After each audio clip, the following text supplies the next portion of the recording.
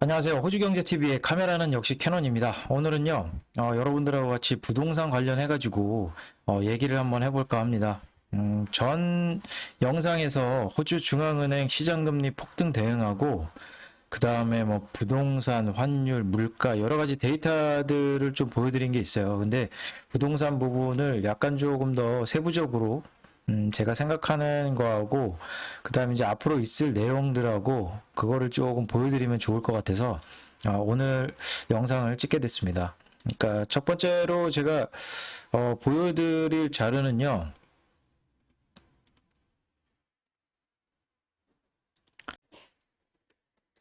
네, 첫 번째로 이제 보여드릴 그래프는요, 코어러직에서 나왔고요. 이제 일간으로 이제 주택 가격을 이제 나타내는데, 선거 2019년에 선거를 100으로 이제 잡고요. 그 이후부터의 이제 집값의 지금 가격이 어떻게 움직였는지를 이제 도시별로 이렇게 볼 수가 있는데, 일단은 뭐 멜번을 빼고는 대부분의 지금 대도시 쪽에서는 어, 고점을 다 이미 넘었습니다. 그러니까 시드니 같은 경우도 고점을 이제 넘었고요. 그 다음에 뭐 브리즈번도 마찬가지로 계속해서 상승 중에 있고, 그 다음에 애들레이드 마찬가지고요. 그리고 퍼스 같은 경우도 한동안 어려웠지만 이제 상승으로 가고 있는 모습을 계속 나타내고 있죠. 그러니까 요즘에 이제 주택 시장이 조금 뜨겁다 보니까 우려의 목소리가 좀 나와요. 우려의 목소리가 나오는데 이제 규제 얘기도 이제 연말에 규제가 나올 수 있다 이렇게 예상을 하고 있거든요. 그러니까 그거에 대해서 이따가 보여드리도록 하겠습니다. 그러니까 이게 지금 집값이 고점을 이미 넘어섰다. 물론 이제 멜번은 아직 고점을 회복을 못했지만 멜번도 마찬가지로 이제 몇 개월 있다가 넘어설 것으로 예상을 하고 있습니다. 예, 이것도 이제 마찬가지로 시드니가 고점을 이제 넘어서 가지고 얘기를 한 건데 이제 정점에서 이제 시드니가 밑에까지 이제 2019년에 이제 내려오면서 집값이 한 15.3% 정도 빠졌다. 그러니까 정점 대비해 가지고 빠진 겁니다. 그러니까 15.3% 정도 빠졌다가 다시 이제 상승하면서 저금리로 이제 한 세 번 정도 금리 인하를 때려줬죠. 그러니까 이걸로 힘입어가지고 다시 올라가면서 코로나 터지는 바람에 한 3% 정도 빠졌다가 다시 이제 올라가는 저금리가 이제 거의 뭐 이제 제로 금리에 가까울 정도로 0.1%에 그 다음에 은행들한테는 TFF 자금까지 빌려주면서 은행들한테 저금리로 3년 동안 0.1%의 자금을 빌려주는 거죠. 은행들한테. 그 자금을 빌려주면서 이렇게 상승을 했다. 거기다가 이제 스탬드티라든지 아니면은 뭐 홈빌더라든지 각종 부연책을 쏟아내면서 주택 시장에 거의 뭐 화랑을 만들고 있죠. 예. 은행들은 계속해서 대출을 엄청나게 많이 해주고 있고요. 예, 이거는 이제 중앙은행에서 나온 건데요. 텀 펀딩 팩실리티라고 그래가지고 얼마나 이제 TFF 자금을 사용했는지를 이제 나타내는데 이게 6월 달에 이제 종료가 될 거냐 안 될 거냐는 조금 더 지켜봐야 될 것 같아요. 그러니까 중앙은행에서 야 은행들 너네 대출 너무 많이 해주더라. 이거 우리 줄일 거야. 그러면 나중에 이제 고정금리 모기지 대출 있죠. 고정금리 모기지 대출은 이제 신규 대출 같은 경우는 금리가 조금 더 오를 수 있습니다. 그러니까 6월 달에. 이 자금이 뭐 지금 봤더니 뭐 한, 이 정도 선, 80 빌리언, 800억 정도를 현재 은행들이 해줬다. 그러니까 이게 지금 플랫하게 가고 있는데, 은행들이 엄청나게 과열이 심각해가지고, 얼마 전에 뉴스를 보니까 이제 대형 은행들도 마찬가지고요. 이제 금리를 조금 더 인하를 해주고, 모기지 같은 경우, 금리를 인하해주고, 서로 이제 경쟁을 하는 바람에 엄청나게 이제 대출을 펌프질을 하고 있죠.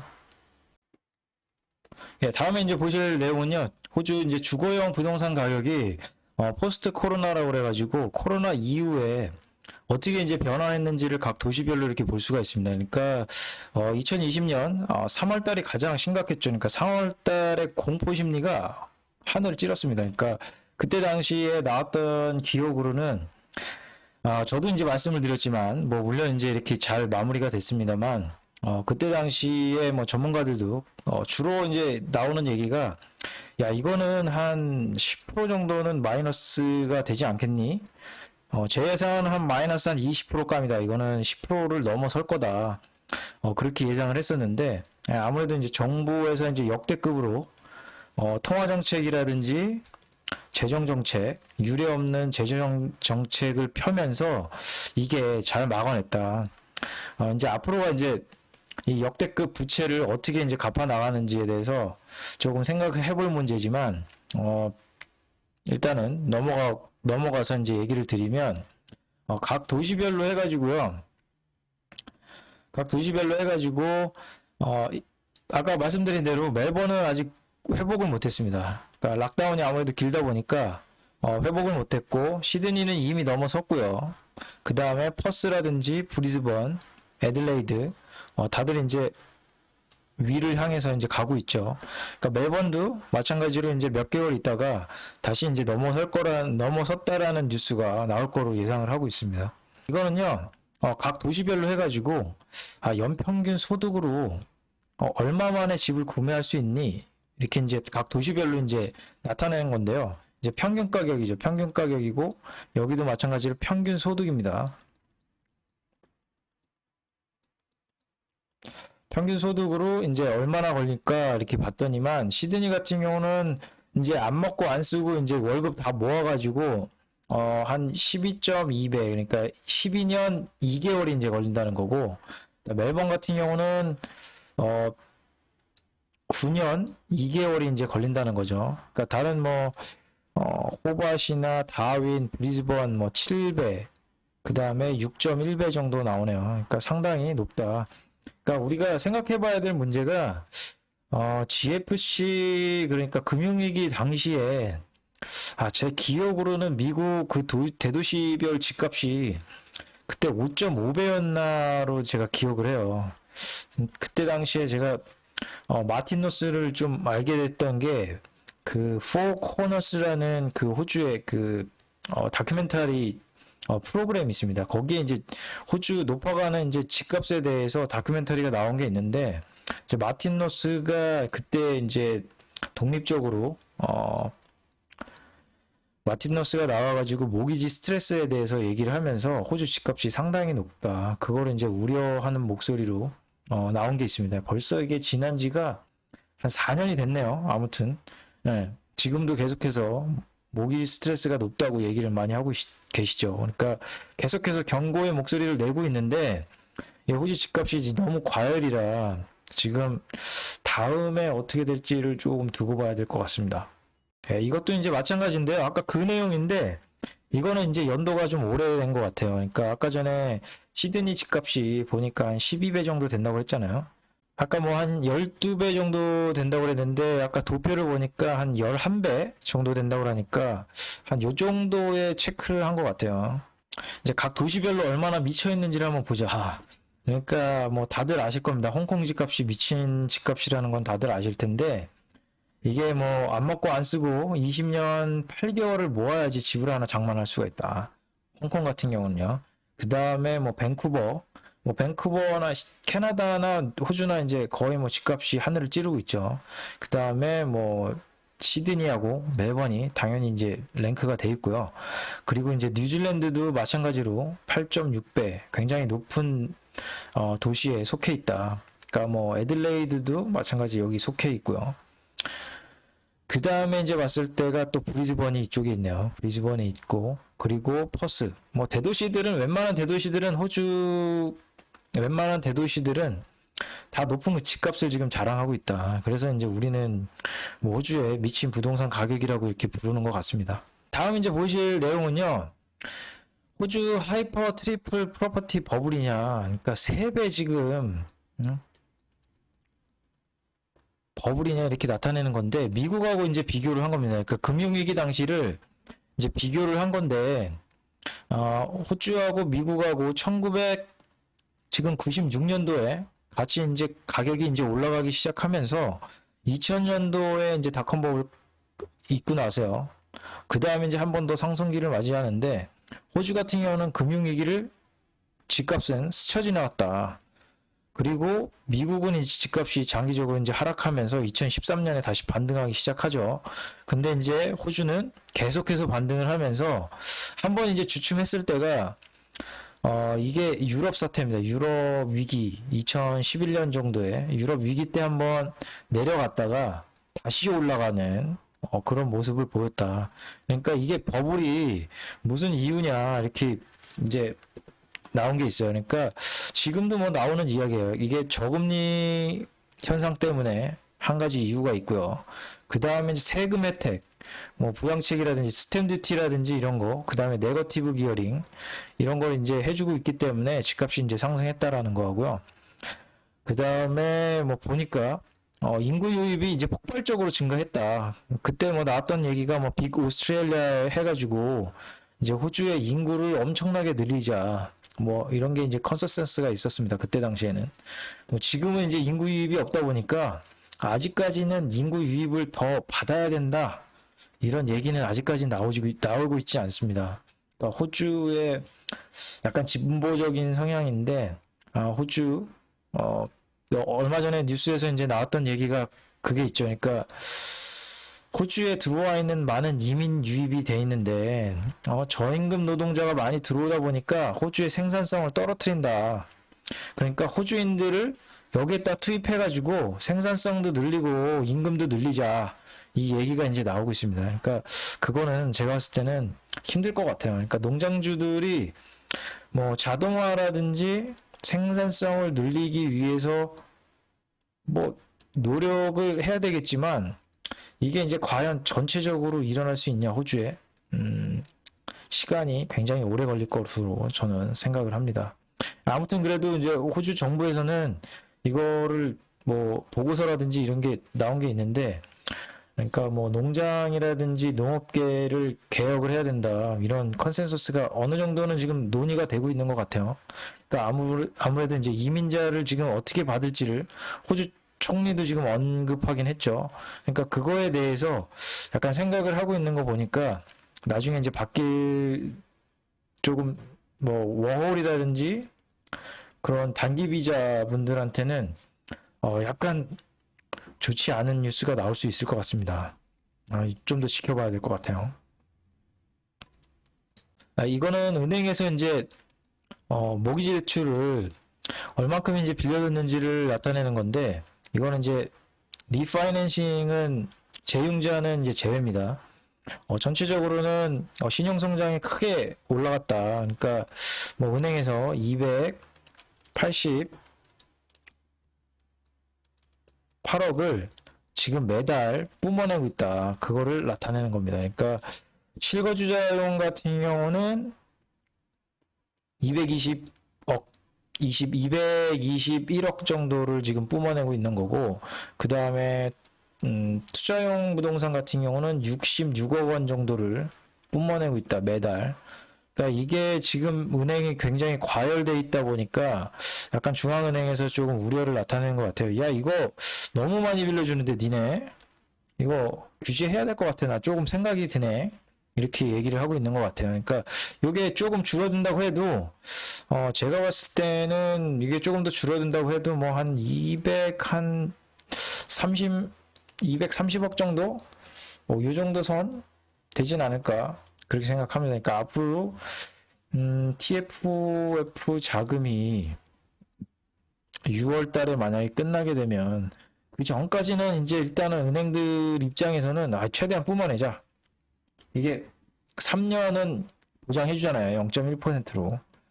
그러니까 0.1% 보장되어 있는 걸로 돈 받아가지고 이게 돈 이렇게 뭐 모기지 대출을 뿜어내면 지금 뭐 모기지 대출 금리가 얼마입니까? 한 2% 정도 아래니까 마진이 얼마예요? 굉장히 좋죠. 지금 저금리 환경에서 이 정도 1.8%만 먹어도 굉장히 좋은 마진이다. 지금은 단기로 은행 같은 경우는 뭐 단기로 자금을 빌려서 장기로 빌려주기 때문에 나중에 이제 변동금리로 바뀌게 되면 변동금리가 올랐습니다. 그러면은 뭐 대출금리가 올라가겠죠. 그럼 마진이 훨씬 더 좋아진다. 예, 이 내용은 뭐냐면요. 중앙은행에서 썬더스하고 그 다음에 튤립분이 2019년도에 만든 보고서가 있습니다. 그러니까 보고서 내용은 이제 호주 집값이 어떻게 영향을 미치는지에 대해서 나온 게 있는데 이 파트는 뭐였냐면 장기적으로 호주에 저금리를 가져갔을 때 주택 가격이 실질 주택 가격이 어떻게 변할 거냐, 그 다음에 임대 수익률은 어떻게 가져갈 거냐에 대해서 나온 게 있어요. 쿼터별로 나온 게 있는데 이 내용을 한번 보고서를 한번 보여드릴게요. 예, 아까 전에 이제 말씀드린 썬더스하고 피터 튤립께서 이제 만든 보고서입니다. 그러니까 보고서가 Model for Australian Housing Market인데 뭐 여러 가지 내용들이 있어요. 여러 가지 내용들이 있는데 다 보면은 좀 힘들고요. 중요한 것만 제가 이제 간추려서 조금 보여드리면, 예, 이 보고서 내용 중에서 가장 중요한 노표인데요. 그러니까 기준금리가 인상이 되거나 기준금리가 인하가 되었을 때 이제 어떻게 이제 영향을 미치는지에 대해서 이제 나타낸 건데, 왼쪽 측면에서는 비용이 일차적으로 증가를 하거나 비용이 일차적으로 영향을 미치게 된다. 그러니까 가게라든지 기업이라든지 정부라든지 비용이 상승하거나 비용이 내려가거나 알 수가 있겠죠. 그 다음에 이제 비용이 내려가거나 상승을 하면서 주택 가격에 영향을 미치고요. 그 다음에 오른쪽에 보시는 거는 이제 수입인데 사람들의 이제 수입이 금리가 인상되거나 인하가 되면서 미칠 수 있다. 그러니까 수입이 증가하거나 수입이 내려가면서 실업률에 영향을 미치고요. 그 다음에 인구 유입에도 이제 영향을 미치는데 이거는 이제 그래프가 보시면 도표가 이제 보시면 이 수입의 영향은 어느 쪽에 이제 가장 큰 영향을 미치는지 봤더니만 주택 가격, 물론 이제 주택 가격이 금리 인상으로 인해 가지고 이쪽에서 바로 이제 영향을 미칠 수 있지만 사람들이 수입이 늘거나 줄어드는 거에 직접적으로 이제 영향을 많이 미치는 게 뭐냐 봤더니만 호주의 주택의 공실률 이게 어떻게 될 것이냐에 대해서 가장 크게 영향을 미친다. 그러니까 인구가 만약에 늘거나 인구가 만약에 줄어들게 되면 이 공실률이 늘어나거나 공실률이 떨어진다. 이 공실률이 늘어나거나 떨어지면 가장 크게 이제 영향을 미치는 부분이 이제 임대료가 올라가거나 임대료가 내려가거나 이렇게 영향을 미친다는 거죠. 임대료가 내려가거나 올라가거나 영향을 미치면 다시 이제 주택 가격에 영향을 미친다. 그러니까 금리가 인상이 되고 금리가 내려가면 건물 뭐 승인이라든지 이런 걸 이제 미래 계획을 잡아야 되기 때문에 영향을 이제 미친다는 거죠. 그러니까 계속 미치네요. 이렇게 영향을. 아무튼 이렇게 전체적으로 봤을 때 금리 인상이 되거나 금리 인하가 됐을 때 가장 크게 영향을 받는 게 뭐 집값을 저는 가장 크게 봐요. 그러니까 비용이 상승해서 집값이 상승하고 금리가 인상되고 인하가 돼서 집값이 상승하고 그다음에 수입이 미치다 보니까 영향을 미치다 보니까 임대 시장에 이제 충격을 주면서 그 충격이 다시 주택 가격에 영향을 미치는 이런 이제 도표가 나왔다는 거죠. 그러니까 보고서를 이렇게 딱 만들어 주셨네요. 아주 고맙게도. 제가 옛날에 블로그에 한번 올려드린 적이 있긴 있어요. 근데 저도 기억이 가물가물했다가 아무튼 요번에 찾아가지고 반갑네요. 예, 이거는 뭐 이렇게 뭐 가처분 소득 대비 해가지고 계속해서 올라왔다. 그런 얘기고요. 그 다음에 뭐 기준금리가 올라갔다 내려갔다 할 때 어떻게 이제 빌딩 건물 이제 건설 승인이 어떻게 영향을 미치는지에 대해서 이렇게 막 이런 외계어 이렇게 막 해갖고 막 나타내요. 그러니까 저는 모릅니다. 이 코사인 뭐 이런 거 잘 모르겠어요. 아무튼 제가 수학을 잘 못해가지고 아무튼 이런 방정식으로 했더니 이런 식으로 나온다. 근데 전혀 저도 알아들을 수가 없습니다. 근데 요거는 이제 그래프니까 그림이니까 알아듣잖아요. 뭐 영어책이어도 그림 있는 영어책은 좀 알아들 수 있잖아요. 그런 것처럼 이렇게 그림이 있으면 좀 알아들을 수 있습니다. 호주 주택 가격하고 그 다음에 건설 승인의 이제 응답인데 어떤 영향을 미치는지에 대해서 나와 있는 겁니다. 그러니까 호주 만약에 모기지 금리가 실질 금리인데 물가를 반영한 거죠. 근데 모기지 금리가 한 0.1% 물가를 반영하더라도 물가를 빼서 뭐 예를 들어서 그러니까 뭐 모기지 금리가 뭐 한 0.5% 정도 낮아졌는데 금리 인하를 두 번 해줘가지고 0.5% 정도 낮아졌는데 물가가 뭐 한 0.3% 정도 반영이 된다. 그러면은 0.4% 정도 반영이 된다. 그러면 한 0.1% 정도가 실질적으로 모기지 금리를 낮추는 효과가 있지 않습니까? 그러니까 0.1% 정도 낮아졌을 때 이 건설 승인하고 그 다음에 주택 가격에 어떻게 영향을 미치냐 이렇게 이제 보고서를 나타낸 거예요. 그러니까 그래프로 이제 위에서 이제 건설 승인인데요. 보니까 단독주택에서는 바로 이제 즉각적으로 영향을 미친다. 한 6.5% 정도가 영향을 미친다는 거고, 그러니까 인하가 되면 한 6.5% 정도가 이제 건설 승인이 늘어난다는 거죠. 그 다음에 이제 빨간색이 고층 아파트인데 아파트는 조금 시간이 걸리네요. 그러니까 한 1년 정도 시간이 하반기에나 잡힐 것 같아요. 1년 정도 있다가 후에 건설 승인이 이제 영향을 미친다. 이것도 마찬가지로 한 6.5% 정도 건설 승인이 영향을 미치는데 이거는 아무래도 이제 고층 아파트다 보니까 건물 짓는데 시간이 오래 걸리지 않습니까? 그러니까 계획 세우는데 좀 시간이 오래 걸리기 때문에 바로 영향을 미치지는 못하고 한 1년 정도 있다가 이렇게 미친다는 거. 근데 영향을 미칠 때 이게 얼마나 가냐 이렇게 봤더니 밑에가 이제 쿼터지 않습니까? 이제 1년에 한 4쿼터로 이제 보는데 1년 그러니까 2년 이렇게 3년 이렇게 나누는데 이제 거의 건설 승인 같은 경우는 뭐 한 3년까지는 영향을 굉장히 많이 준다. 그러니까 금리가 인하가 되면 건설 승인이 늘어난다는 거죠. 근데 이제 가격을 이제 보니까요. 가격은 부동산 가격은 고층 아파트가 확 올라갔다가 6개월 만에 다시 꺼진다.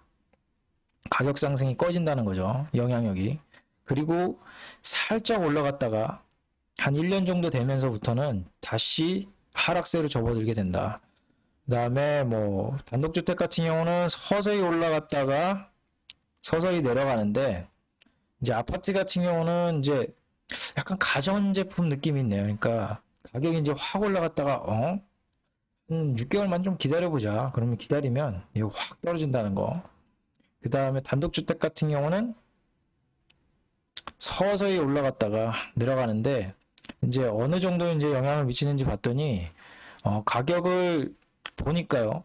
한 3% 정도가 고층 아파트는 영향을 미치고 그 다음에 단독주택 같은 경우는 한 8% 정도 영향을 미친다고 나오네요. 근데 이제 이렇게 계산을 한 게 코로나 이전의 시대이기 때문에 지금 같은 경우는 그 단독주택이 인기가 가장 많지 않습니까? 그러니까 그것도 조금 고려를 해볼 사항인 것 같아요. 지금 같은 경우는 아파트에 대한 수요가 사실 많이 줄었기 때문에 그것도 조금 고려 대상인 것 같습니다. 아무튼 나와 있지는 않은데 영향은 이렇게 미친다. 건설 승인과 주택 가격에 영향을 이렇게 미친다는 거는 여러분들이 아시면 좋겠죠. 예, 이거는 이제 호주 중앙은행이 장기적으로 저금리를 가져갔을 때하고 단기적으로 이제 저금리를 가져갔을 때 이제 나타내는 변화를 이렇게 나타내는데 그때 당시에 이제 한창 얘기가 나왔던 게 뭐냐면 마이너스 금리를 작년에 마이너스 금리를 가느냐 마느냐 그거에 대해서 이제 논쟁이 많았지 않습니까? 그러니까 마이너스 금리를 만약에 저금리를 이제 가져가게 되면 어떻게 이제 주택 시장에 미치느냐 이렇게 나타냈을 때 실제적으로 주택 가격이 장기적 보라색이 이제 장기로 갔을 때입니다. 보라색이 장기적으로 갔을 때 주택 가격이 한 30% 정도 상승을 한다. 이게 이제 상승하는 게 보니까 한 3년 정도까지 상승이 쭉 올라갔다가 그 다음부터는 다시 횡보하게 된다. 이렇게 나타내는 거고요. 그 다음에 단기적으로 한 3년만 금리를 이제 마이너스 영향으로 조금 낮추게 되면 주택 가격이 한 10% 정도 상승을 할 것 같다. 그 얘기를 하는 거죠. 그러니까 현재는 제가 봤을 때는 뭐 제로 금리니까 지금 주택 가격이 지금 굉장히 빠른 속도로 증가하고 있지 않습니까? 그러니까 이거를 이제 염두를 해두고 있는 것 같아요. 그러니까 중앙은행이. 그러니까 여러 가지 이제 나타나는 게 있는데 뭐 임대 수익률이라든지요. 임대 수익률이 장기적으로 만약 저금리를 가져가게 되면 임대 수익률이 계속 낮아진다. 그 다음에 주택 투자, 그 다음에 뭐 주택 매물이라든지, 그리고 공실률, 임대 공실률이고요. 그 다음에 뭐 매물, 그리고 실제 임대료가 어떻게 변화하는지, 그러니까 전체적으로 이렇게 보실 수가 있습니다. 보고서를. 그 당시에 이제 중앙은행이 마이너스 금리를 가느냐 안 가느냐에 대해서 논쟁이 많았었는데, 저도 이제 자료를 올려드리면서, 설마 마이너스 쪽으로는 넘어가려면 힘들지 않을까. 코로나에 이제 달려 있었는데, 아무튼 뭐 마이너스까지 안 간 거에 대해서 어떻게 생각하면 좀 다행이긴 한데, 앞으로 지금 시장 금리가 너무 빠르게 올라갔고, 그게 조금 우려스럽긴 합니다. 예.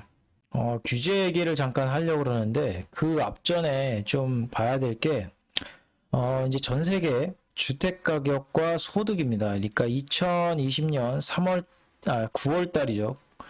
3분기 주택 가격하고 소득에 이제 대비해가지고 전 세계적으로 이제 나타낸 건데, 밑에는 이제 실질, 개인 가처분 소득이고요. 이제 왼쪽에 있는 보시는 거는 주택 가격을 나타냅니다. 가처분 소득 대비해가지고 주택 가격이 어떻게 되냐 이렇게 봤을 때 이제 호주하고 이제 뉴질랜드하고 좀 볼 필요가 있어요. 그러니까 뉴질랜드 같은 경우는 가장 뭐 거의 뭐 한 2위 정도,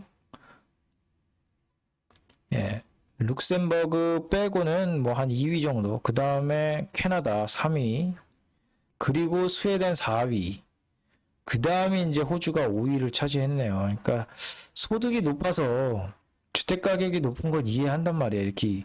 그러니까 소득이 높아서, 소득이 높고, 그 다음에 주택 가격이 높으면 이해를 한단 말이에요. 근데 소득은 여기 있는데 지금 주택 가격은 이만큼 높으면 이만큼의 갭이 이제 생기는 거죠. 그러니까 한국은 어디 있냐? 그나마 다행인 게 주택 가격이 거의 비슷하다. 주택 가격하고 소득하고 거의 비슷한 쪽에 있다. 근데 뉴질랜드하고 호주 같은 경우는 주택 가격이 너무 높다. 그러니까 내려올 필요가 있다라는 거죠. 아니면 소득을 좀 올리든가.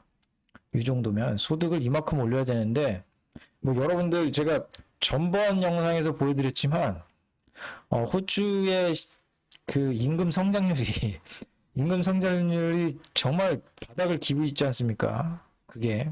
그러니까 임금 성장률이 중앙은행이 얘기하기로는 2024년까지 우리가 생각했을 때 2%를 못 넘을 것 같아. 그렇게 얘기하고 있는 거야. 그러니까 금리 인상을 못 올리겠다. 임금 성장이 없으니까. 네. 그러니까 그만큼 주택 가격이 굉장히 높다라는 거죠. 그러니까 그 제가 추천 영상 중에 리얼비전이라고 그 가치 투자하시는 분이 얘기한 게 있잖아요. 그 호주 부동산 시장하고 캐나다 부동산 시장하고요. 그 얘기를 하면서, 야, 이거 니네 집 가격이 이렇게 높은데 소득은 여기야. 그러니까 니네 이거 어떻게 해볼래? 자기는 도저히 그 산술적으로 계산했을 때 이해가 안 된다는 거죠. 네. 아무튼 그 영상을 한번 제가 올려드릴 테니까 그거 한번 보시기를 추천드립니다. 그거 영어긴 한데요. 한국말로 그 자막을 설정하시면 보실 수가 있습니다. 전혀 문제가 없더라고요. 예, 다음은 이제 규제인데요. 호주 주택 가격 상승률에 따라서 규제가 언제 들어갔냐를 이제 보는 건데, 이제 요즘 조금씩 이제 뉴스에서 이제 규제 얘기가 나와요. 이제 호주 주택 가격이 너무 과열로 가다 보니까 규제를 좀 해야 되는 거 아니니 이제 나오고 있는데, 뭐 가까이서 모니터링 하고 있겠다, 뭐 이렇게 얘기를 했어요. 그런데 예, 아무래도 이제 은행들이 이제 마진이라든지 이런 게 계속해서 이제 안 좋아졌기 때문에,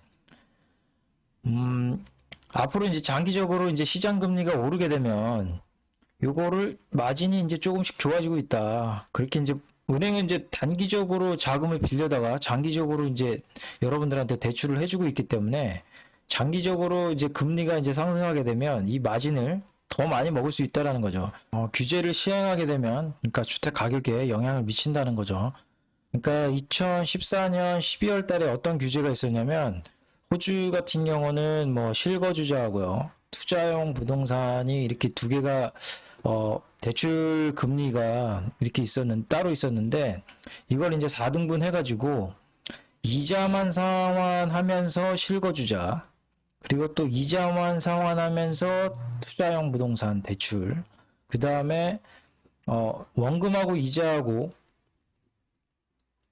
같이 갚으면서 실거주자 그 다음에 원금하고 이자하고 같이 갚으면서 투자용 부동산 이렇게 이제 마이크로 레귤레이션이라고 그래가지고 규제를 단행하죠. 그러니까 이게 금리가 서로 틀렸다. 그러니까 이자만 내면 아무래도 금리가 많이 높았다라는 거. 이거는 이제 규제가 들어갔을 때 당시에 대출 금리를 나타내는 겁니다. 그러니까 2014년 12월 달에 소개를 했죠. 규제 들어갈게. 그래갖고 규제가 이제 들어가면서 마이크로로 해가지고 딱 이렇게 나눠가지고 이제 금리를 이제 매기는데 가장 낮았던 거는 실거주자면서 원금하고 이자를 상환하는 사람들, 그런 사람들이 모기지 대출이 금리가 상당히 낮았다. 그때 당시만 해도 5점 지금 한 3% 정도 됐네요.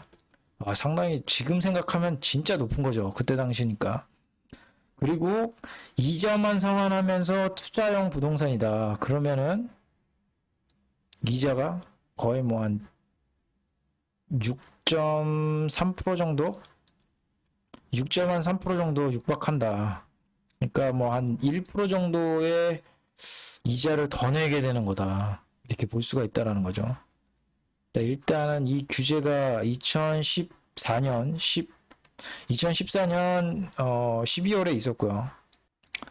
2014년 12월 달 대출 규제를 이제 마이크로로 이렇게 나눠가지고 이제 보여드렸고, 2017년에는 어떤 대출 규제가 있었냐면, 은행들한테 이런 주문을 합니다. 2017년 3월 달에, 투자용 부동산이 이제 심각하니까, 이자용이라든지 이런 게 심각하니까, 야, 니네 이제 투자용 부동산 있지? 이거 모기지 대출하는 거 연간 10% 안쪽으로 해. 그리고 그 다음에 아파트 같은 경우는 LVR을 이제 단속을 하게 되죠. 블랙리스트라든지 이런 거를 만들어 가지고 블랙리스트 코드가 있지 않습니까? 그러니까 이게 우편번호 코드를 블랙리스트를 작성해가지고 RBR을 이제 높이는 거예요. 그러니까 아파트 대비해가지고 옛날에는 보증금을 20%만 내면은 살 수 있게 해줬었는데, 뭐 보증금을 30%까지 내세요. 어떤 지역은 뭐 40%까지 내줘야 됩니다. 이렇게 만들어 놓은 거죠. 그러니까 이런 규제들을 했었다. 투자용 부동산에 규제가 이제 또 들어갔다라는 거죠. 그러니까 현재 뭐 뉴질랜드 같은 경우는 이미 3월 달에 시작을 했다라는 거고, 그 다음에 5월 달에 또 투자용 부동산이 LVR을 높인다. 40%까지 높이는 걸로 알고 있는데, 이렇게 높이게 되면 투자용으로 이제 부동산을 하기가 쉽지 않죠. 이런 현상은 이제 뉴질랜드에서도 나타나는데요. 이것도 마찬가지로 이제 규제가 들어가게 되면 이제 하락을 한다. 이제 이거는 뭐 주택 가격, 주택 판매하고, 뉴질랜드 중앙은행에서 이제 발표하는 하우스 프라이스 인덱스, 그러니까 주택 가격 인덱스인데, 이제 봤을 때 이제 같이 이제 움직이는데요. 판매량이라든지 가격이라든지 같이 움직이는데, 이게 이제 규제가 이제 들어가게 되면 하락한다는 걸 보여드리기 위해서 제가 이 그래프를 가져왔습니다. RVR 규제가 이제 들어가고요. 이제 소개를 해서 들어가면 가격이 이제 하락하고 판매가 이제 줄어들면서 하락하게 된다. 여기도 마찬가지고요. 그러니까 요번에도 이제 들어가게 되면 가격이랑 판매량이 이제 떨어진다라는 거를 알 수가 있죠.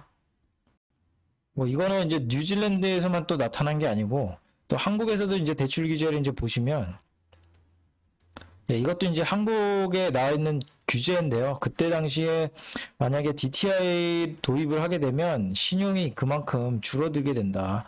다시 해지하게 되면 다시 늘어나게 된다는 거를 여러분들한테 보여드리려고 자료를 이제 한국은행 자료까지 제가 가져왔습니다.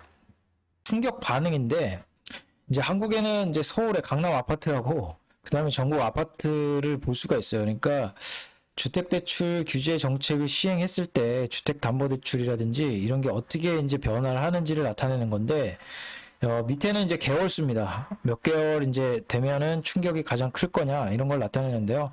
주택담보대출에서 나타내는 거는 뭐 한 4개월하고 5개월 때 가장 큰 충격이 나타난다.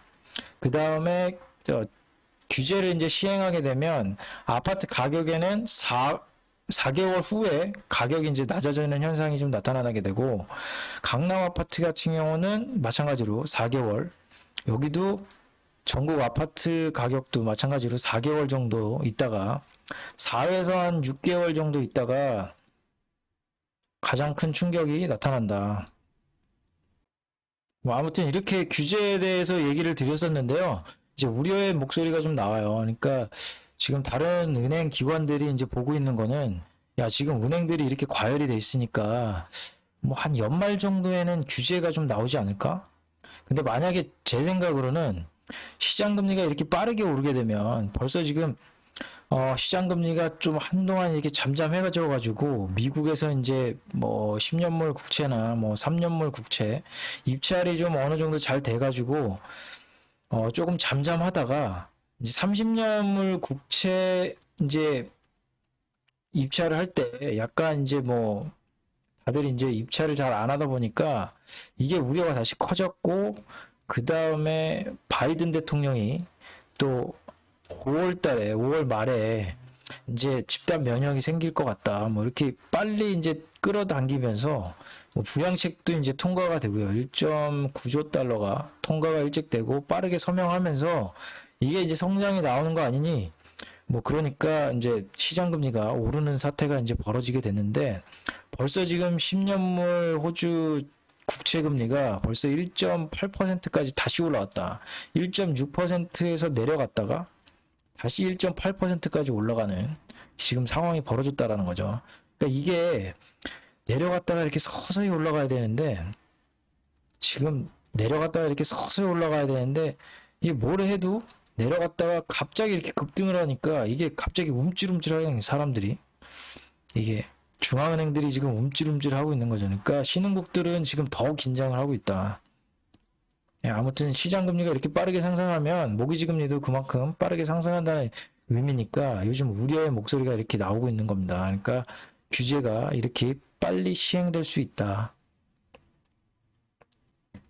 이제 우려의 목소리가 이제 어떤 게 나왔었냐면 호주 모기지 보유자의 거의 한 3분의 1이 지금 모기지 갚아야 되는데 30일 이상 늦어지고 있다라는 설문조사가 나왔어요. 그러니까 설문조사가 뭐 많이 이제 조사를 한 건 아닙니다. 446명을 이제 상대로 이제 조사를 했는데 물론 이제 조사 방식에 있어서 파인더에서 이제 조사를 하는데 조사 방식에 있어서 이제 사람을 더 늘려갖고 했으면 훨씬 더 정확했을 텐데 약간 의문이 있긴 있습니다만 뭐 비율을 보니까 조금 심각합니다. 그러니까 3명 중에 1명이 모기지를 지금 30일 이상 지금 연체를 했다라는 거는 진짜 심각한 겁니다. 그러니까 마틴 노스의 이제 모기지 스트레스가 보시면 마틴 노스의 이제 모기지 스트레스가 다시 이제 증가하는 모습을 보였죠. 그러니까 41.8%를 지금 증가하고 있다. 그러니까 모기지 대출을 호주에서 받은 사람들이 한 450만 가구 정도 되는데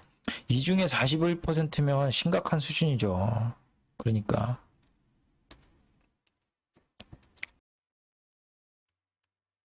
이거는 이제 얼마 전에 스탠다드 앤 푸어스에서 나온 보고서 자료가 있어요. 그러니까 호주에 아직 확인되지 않는 모기지 연체가 이제 증가가 될 거다라고 이렇게 나오는데 호주 이제 코로나 바이러스가 터지고 나서 은행들이 이제 대출 유예를 해줬습니다. 대출 유예를 해주고 은행들이 뭐 이자만 상환용으로도 바꿔주고 이렇게 분산시키면서 모기지 이제 연체율이 이제 많이 낮아졌는데 그게 이제 증가할 수가 있다. 그러니까 대출 유예한 사람들의 한 15% 정도는 이제 연체가 이루어질 것이라고 이렇게 예상을 하고 있는 겁니다. 그러니까 뭐 한 30일에서 한 60일은 어느 정도 이제 심각한 수준은 아닌데 90일이 이제 넘어가게 되면 여기는 이제 심각한 수준입니다. 그러니까 한 1% 정도는 굉장히 심각한 수준에 놓여 있다. 그러니까 앞으로 이제 3월 달에 이제 한 2주도 안 남았죠. 2주도 안 남았는데 앞으로 이제 3월 달에 뭐 이제 부양책이 이제 종료가 되면서 조금씩 이제 수면 위로 올라올 수 있겠죠. 그러니까 얼마 전에 또 무디스에서 나온 거는 이제 자동차 오토론이라고 그래갖고 자동차 연체가 또 증가할 거다 이렇게 얘기를 또 했고요. 그 다음에 그 이전에는 뭐 피치에서 나온 거는 이제 2분기에서 한 3분기부터는 증가하게 될 거다. 이게 지금 증가하게 될 거다라고 얘기를 했죠. 그러니까 조금씩 수면 위로 이게 올라갈 거다라는 거. 근데 이제 뭐 커머니얼스라든지 다른 은행 뭐 웨스트팩이라든지 이렇게 보고 있는 거는 이거 얼마 안 된다 이거. 그러니까 얼마 안 되니까 너무 걱정하지 말아라 이렇게 얘기를 하고 있는 거죠. 그러니까 호주 커먼웰스 뱅크 같은 경우는 요번에 이제 에이직에서 공정거래위원회에서 이제 걸렸는데 어떻게 걸렸냐면 이제 모기지 얘네들이 이제 심각한 거 이거를 다시 이제 모기지를 되사거나 되팔거나 하면서 이게 걸렸습니다. 그러니까 이게 안전하고 괜찮은 모기지를 되팔거나 하는 거는 괜찮은데 이게 안 좋은 거를 되팔거나 하면은 이거 안 된다. 이렇게 에이직이 이제 조사를 했죠. 그러니까 이런 거를 규제를 확실하게 해줘야 됩니다. 그러니까 벌금이라든지 은행들이 지금 벌금이라든지 이런 거를 벌금 내고 말지. 뭐 이렇게 하니까 계속해서 지금 부정적인 거를 계속 저지르고 있는 거죠. 예, 아무튼 이제 3월 달부터는 조금 더 지켜봐야 될 것 같습니다. 그러니까 이런 게 어느 정도 충격을 상쇄할지를 조금 더 지켜봐야 될 것 같아요. 그러니까 아무튼 오늘 뭐 부동산 뭐 여러 가지 이제 보여드렸고요. 그리고 규제가 앞으로 있을 수 있으니까 미리미리 알리는 차원에서 제가 보여드렸는데 규제가 시장 금리가 상승하는 만큼 조금 더 앞으로 당겨질 수가 있다. 왜냐하면 뉴질랜드라든지 이런 데에서 먼저 시행을 하고 있기 때문에 당겨질 수가 있다. 근데 지금 모니터링을 하고 있다고 하는데 조금 걱정인 거는 이게 선거하고 좀 맞물리면서 조금 계속 미루게 되면 은행들은 분명하게 이제 대출을 계속 해줄 거란 말이에요, 지금. 그렇기 때문에 집값 상승은 더 조금 과열 양상으로 좀 갈 수가 있다. 그러니까 몇 개월 정도는 더 갈 여력이 충분히 있다. 그러니까 과열이 조금 걱정되기 시작했습니다, 이게. 아무튼 뭐 중앙은행의 고심이 굉장히 깊어질 것 같고요. 부동산 그 보고서하고 그 다음에 이 자료들은 여러분들이 한번 눈여겨서 이제 생각을 해보시고 그리고 이제 집을 구매하시는 분들한테도 제가 조언을 좀 드리면은 앞으로 이제 금리가 상승기에 접어들 수 있으니까 최대한으로 뭐 대출을 끌어다 쓰는 것보다는 조금 이제 소득에 맞춰가지고 집을 구매하시는 걸로 아무튼 뭐 잘 하시리라 믿습니다. 예, 아무튼 오늘 여기까지 시청해 주셔가지고요. 너무 감사드립니다.